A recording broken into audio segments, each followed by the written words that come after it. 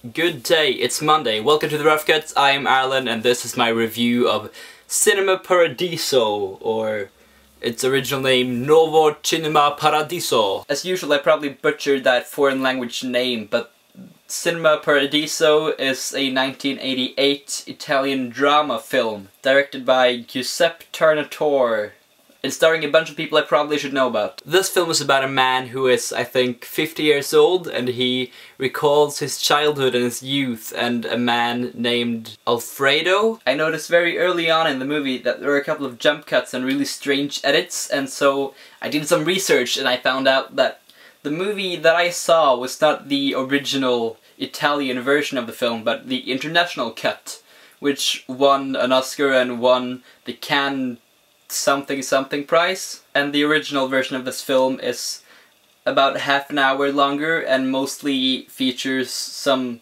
later scenes from the main character's life. And there is an even longer 3-hour director's cut version of this movie that seems to me to simply be a very dramatic, operatic, less interesting movie. More than anything, I think this movie is a love letter to cinema and to the art of film, and it has a lot of really interesting shots and interesting sequences, and it really plays around with the concepts of cinema in an interesting way.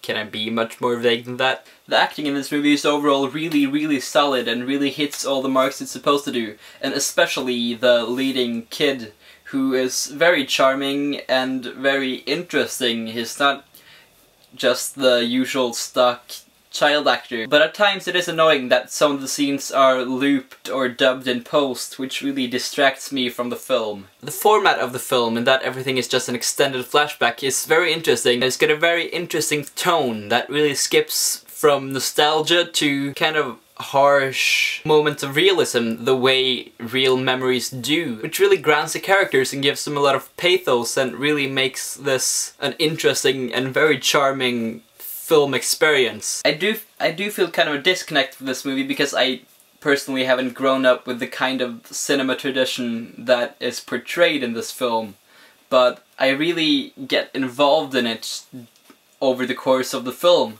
and I really wish I would have had a childhood more like the horrible childhood of the protagonist in this film. I have a very uneven relationship with sentimentalism, and in some movies I think that is really distracting and annoying, and in other movies I think that it's the main attraction. If you want a specific example of this, you can watch my review of It's a Wonderful Life, and then watch my review of Life is Beautiful, and see how vastly different my opinions are on the exact same subject. And for the most part, I really love the sentimental moments and scenes in this movie because it feels like the movie has earned them, and they seem really true and heartfelt and really well set up. In conclusion, this film is a great film. If you ever have the chance, you should go see it. It wouldn't surprise me if it's on Netflix or whatever. It's a very interesting movie experience and you should try it out for yourself. So we'll see you next week. Hey! Woo!